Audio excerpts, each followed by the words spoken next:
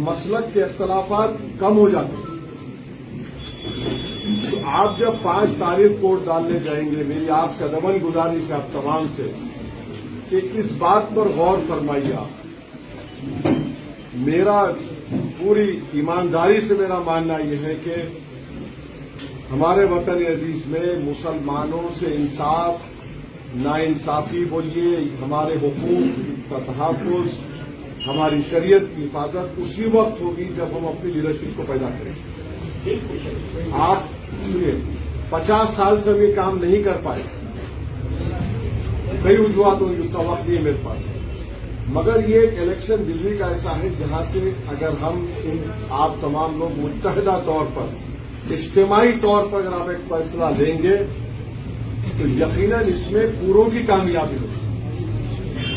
और अल्लाह सुब्हानहू व तआला सूरह इंसान में आयत नंबर 8 में कह रहा है कि कैदियों पर, मिस्कीनों पर, यतीमों पर रहम करो।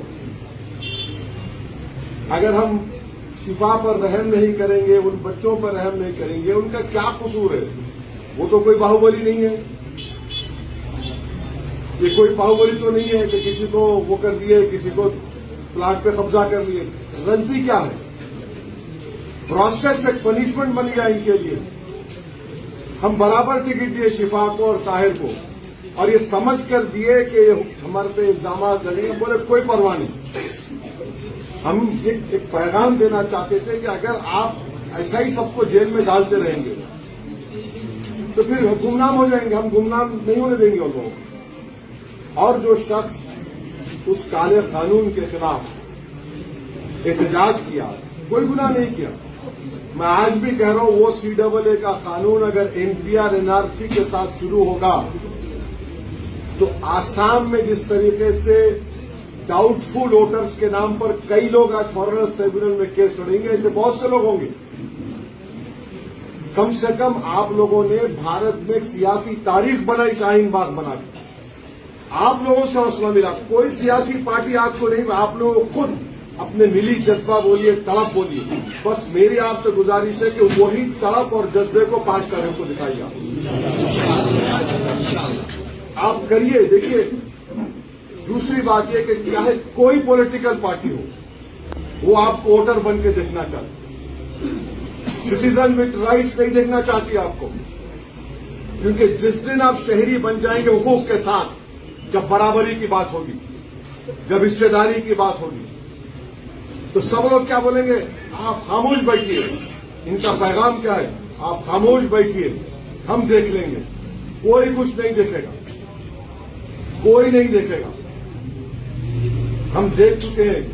मैं आपको बता रहा हूं कि अभी पार्लियामेंट में संविधान के ऊपर बहस हुई।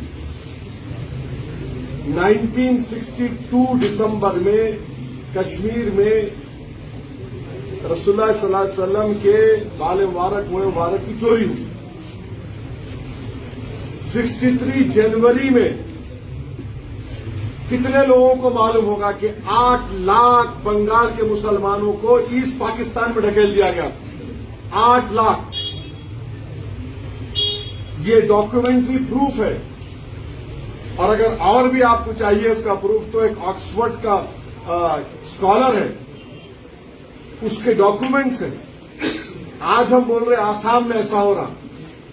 1962 में 40,000 आसाम त्रिपुरा से मुसलमानों को या तो पाकिस्तानी बोलकर या फिर उनको फोर्सफुली धकेल दिया गया। ये सिलसिला खत्म होना चाहिए ना कहीं तो रुकना चाहिए। इसीलिए हम खड़े होकर, मुझे लोग क्या क्या बातें बोलते हैं, मगर मैं इन चीजों को देख रहा हूं और महसूस भी कर रहा हूं, आप भी कर रहे हैं। मगर होता क्या? करेंगे क्या? करना आपको ही है, कोई आसमान से आने वाला नहीं है, कोई जमीन से निकलने वाला, आपको हमको मिलकर करना है। तो मेरी आप तमाम से अदबन गुजारिश ये है कि ये उम्मीदवार हकदार है आपके वोट का, और मुझे पूरा यकीन है कि इसकी कामयाब होने के बाद ये वो तमाम बुरी हरकतें नहीं करेगा जो 10 साल से मौजूदा एमएलए कर रहे हैं। यहां पर पीने के पानी का एक बहुत बड़ा मसला है, डेवलपमेंट का एक बहुत बड़ा मसला है, कचरे के अंबार है, ड्रेनेज और स्टॉर्म वाटर ड्रेन बहते रहते हैं। और ताज्जुब हुआ कि यहां पर 1 गज जमीन 3.5-4 लाख रुपए में, माने मैं जिस घर में रहता हूं उस इलाके में तो 50,000 रुपये जहां मैं रहता हूं, हैदराबाद में बता रहा हूं आपको। 3.5-4 लाख रुपए पर स्क्वायर यार्ड ओखला में है। माने हैदराबाद के पॉश इलाके में आप चले जाइए, वहां पर ये मिलेगा। तो एजेंसी नहीं है आपकी, आप सिटीजन विथ राइट्स नहीं है, आप सिर्फ वोटर बन के रह गए। आपको इन चीजों को हासिल करना है। देखिए, सवाल मेरा आपसे गुजारिश है कि आप मुझे पसंद नहीं करते, हटा दीजिए मुझे, मगर किसी को तो करिए। मैं ये नहीं कह रहा हूं कि मेरे पास एक जादू की छड़ी है, मैं कुछ कर दूंगा। मैं आपसे कह रहा हूं कि हमको ही करना है। अच्छा, आखिरी बात, ये बार बार जो ताने मारे जाते हैं मुसलमान की लीडरशिप नहीं होगी, बस दूसरे समुदाय की होगी। अपर कास्ट की हो सकती है, जिसमें ब्राह्मण है, ठाकुर है, बनिया है, अदर बैकवर्ड क्लास के पूरे बरादरियां हैं, उनकी हो सकती है। उससे कोई प्रॉब्लम नहीं है। प्रॉब्लम है कि लफ्ज मीम आएगा को नहीं, ये नहीं। क्यों नहीं होगा ये? इससे जमहूरियत मजबूत होगी, इससे लोगों में, आइन में, संविधान में भरोसा बढ़ेगा और हम अपनी बात को जाके रख के लड़ेंगे। आप पार्लियामेंट का रिकॉर्ड उठाकर देख लीजिए हमारा, कितने सवालात मैंने उठाए, कितने इश्यूज पर मैंने बात की।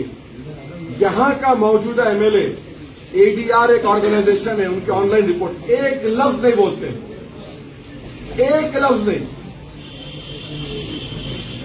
भाई, कोई डर के बीवी के सामने नहीं बोल रहा तो समझ सकते सब हमारा भी माहौल है, मगर अगर कोई ऐवान में जाकर भी नहीं बोलना चाह रहा है तो फिर कहां बोलोगे तुम? कहां बोलोगे तुम? तो मेरी आप तमाम से अपील है कि 5 तारीख के दिन आप लोग मुत्तहदा अपने वोट का इस्तेमाल करिए, शिफा को कामयाब करिए, नाइंसाफी को शिकस्त दीजिए। ये जो लोग जेल में है ना, बीजेपी या हुकूमत जो काम करती है, ये सिलसिला शुरू हो जाएगा, फिर याद रखिए। किसी का भी नंबर आ सकता है। और मैं कल शिफा के घर कल हम गए थे, उनकी मां से मुलाकात हुई। मुझे उस ज़ईफ खातून के अल्फाज मेरे दिल और दिमाग पर एक बिजली की तरह गिरे। उसने कहा कि ओवैसी साहब, मैं अपने बेटे को पहचान नहीं पाई। मैं ताजुब किया कि एक मां ने बोले मेरा बेटे की दाढ़ी व्हाइट हो गई। और यकीन मानिए, मां ही पहचान सकती है अपने औलाद को, बीवी को नहीं पहचान सकती बात बात।